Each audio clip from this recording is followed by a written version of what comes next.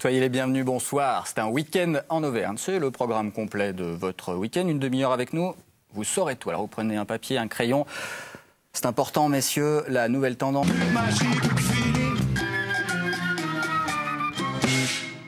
Voilà, Ted Lafro, donc à retrouver du côté de la coopérative de Mai pour ses présélections du Printemps de Bourges. Ça se passe samedi soir. Est-ce que vous connaissiez Ted, Christine? Non, vous ne connaissiez pas encore Ted Lafro, visiblement. Pas encore, mais je le vous vois allez au fond me de vos yeux. présenter.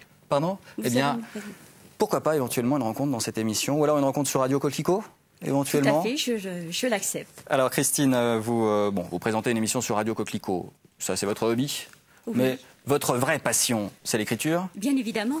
Puisque vous êtes romancière et vous organisez le Noël des romanciers d'Auvergne qui va se passer dimanche, c'est du côté de Combrande. Nous y serons, nous en reparlons dans un instant. Dans les médias, nous avons rendez-vous également avec Jean-Paul qui s'occupe d'Emmaüs, du secteur de Puy-Guillaume.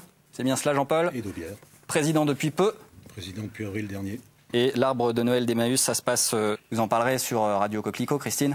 Ah, mais bien volontiers, je peux vous recevoir si vous souhaitez. Ah ben c'est quand l'émission? C'est une émission qui se déroule, qui est enregistrée, qui est diffusée le mardi à 10h et le jeudi à 15h. C'est l'émission d'une plume à l'autre. D'accord. Et comment est-ce qu'on oriente son coquelicot pour vous recevoir? Comme ça ou comme ça. C'est sur quelle fréquence, Radio Coquelicot? 99 FM, votre radio du Val-de-Sioule. Waouh! Ça, c'est du slogan. Donc, du côté de Combon, nous avons rendez-vous cette fois-ci pour le Noël des romanciers d'Auvergne. Alors, vous êtes romancière vous-même. Oui. Vous avez déjà 2 romans à votre actif. Oui. Si je ne me trompe, dans l'ordre, Pardon la vie si j'ai survécu. Tout à fait. Ça n'a pas l'air très très drôle comme ça. Ah, il faut décoder le titre. Hein. Excuse-moi, la planète, il y en a une de plus qui arrive, il faudra faire avec. Hein. Si et nous avons au premier degré, effectivement. Également une femme de caractère, et vous remarquerez les guillemets sur caractère, c'est important. Et oui, ça veut dire quelque chose. C'est une histoire qui se suit, c'est un petit peu vos Rougon-Macquart à vous, ou vos Martines, puisque l'héroïne s'appelle Martine. Il n'y aura pas Martine à la plage, je le promets. C'est promis, c'est juré. Voilà, donc ça c'est pour les 2 premiers romans qui sont déjà sortis et en préparation. Brunes ou blondes pour 2009? Juin 2009, comme d'hab. D'accord, ça veut dire qu'il est... Ah, il est terminé. Ça y est, il est tout prêt, en correction? Les miennes. Vous avez été correctrice vous-même, justement, puisque vous avez travaillé dans le monde de la littérature. Oui. Oui. Est-ce que vous pouvez nous donner quelques conseils, puisque vous êtes la reine du Blanco?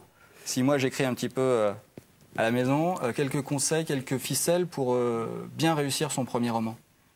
Il faut mettre ses tripes. Oui, c'est déjà une première chose, effectivement. Et ça, c'est peut-être le plus compliqué. Qu'est-ce qui se passe au départ? On commence à écrire et puis on s'aperçoit au fur et à mesure que puis vous revenez on sur est pris des banalités. Que... 25 ou 30 fois sur une page. On parle de soi, forcément, quand on écrit un roman? Dans tous les romans. Même un roman, le prochain, qui va sortir, Brunes ou blondes, ce n'est pas une autobiographie, c'est un roman. Mais on s'inspire, on a des personnages qui nous ressemblent un peu, ou qui ressemblent nos proches. Alors, donc, ce Noël des romanciers d'Auvergne, ça va se passer dimanche. Des romanciers d'Auvergne pour Noël, mais encore. Alors, dans le titre, je dirais tout est dit. Noël. En référence à Noël, 25 auteurs, pas plus. Auteurs de romans ou d'autobiographies. Il n'y aura pas de poésie ou de recettes de cuisine. Non pas que je n'ai pas ce style d'écriture, mais ce n'est pas mon choix pour avoir créé ce salon.